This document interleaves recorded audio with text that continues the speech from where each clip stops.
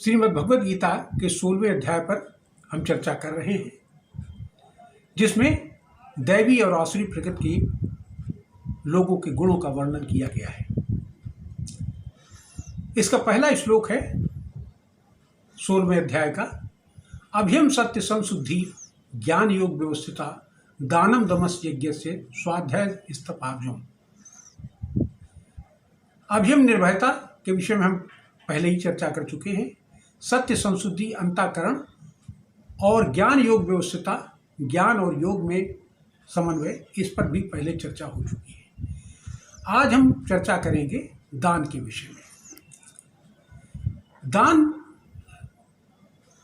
के विषय में तैत्तिरीय उपनिषद में एक श्लोक आता है कि श्रद्धया देयम अश्रद्धया देयम श्रिया देयम ह्रिया देयम भ्रिया देयम संविदा देयम, कि दान जो है श्रद्धा के साथ दिया जाना चाहिए। श्रद्धा ऊंची ना हो, भावना ऊंची ना हो तो भी दिया जाना चाहिए, दान देना चाहिए। श्रिया देयम शोभा के साथ, आदर के साथ, सजावट के साथ थाली को सजा कर देना चाहिए।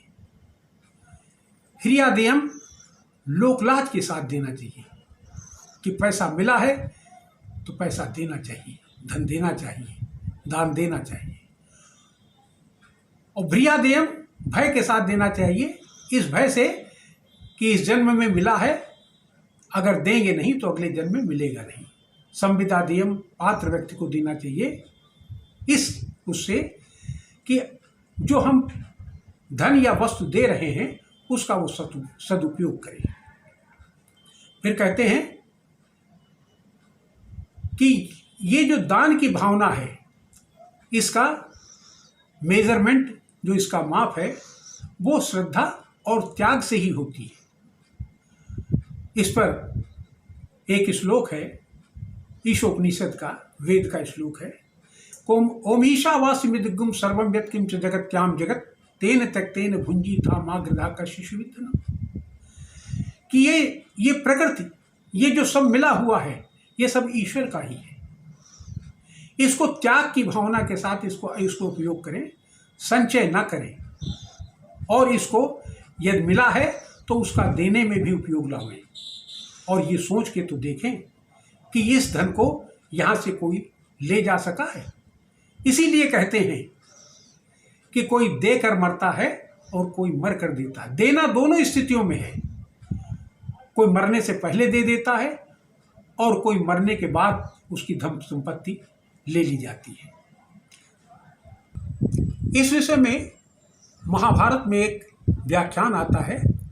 जब युधिष्ठिर को राजगद्दी मिल गई तो उन्होंने एक बृहद अश्वमेध यज्ञ किया, जिसमें लाखों लोगों को अन्न और धन से तृप्त कर दिया। उस समय उनकी भूरि भूरि प्रशंसा होने लगी। उसी समय एक दिव्य न्योला वहाँ पर आया, जिसका आधा शरीर सोने का था। उसने उनसे ये बात कही कि अरे युधिष्ठिर, तुम व्यर्थ ही प्रसन्न हो रहे हो। तुम्हारा ये दान तो एक गरीब ब्राह्मण जो इसी कुरुक्षेत्र में पूर्व समय में रहता था, उसके शेर भर सत्तू के बराबर नहीं है, जिसने एक अतिथि को अपना शेर भर सत्तू जो उसे खाने के लिए मिला था उसको दे दिया, और उसके जो जूठन बचा था उस पर लौटने से मेरा आधा शरीर सोने का हो गया। लेकिन तुम्हारे यहाँ मैंने खाया भी, लौटा भी, लेकिन मेरा जो शेष आधा शरीर था वो सोने का नहीं हो सका।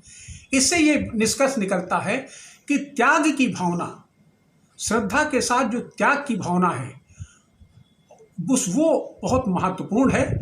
और इसीलिए 9वें अध्याय में एक श्लोक, गीता में एक श्लोक है कि पत्रम पुष्पम फलम तोयम यो में भक्ता प्रयच्छति तदहम भक्तुम प्रयतस्नामि प्रयतात्मना, कि जो भक्त भक्तिपूर्ण ढंग से श्रद्धा के साथ मुझे एक पत्र, बेलपत्र, पुष्प, फल अथवा जल अर्पण कर देता है, मैं उसको उसी श्रद्धा से उसको ग्रहण कर लेता हूँ और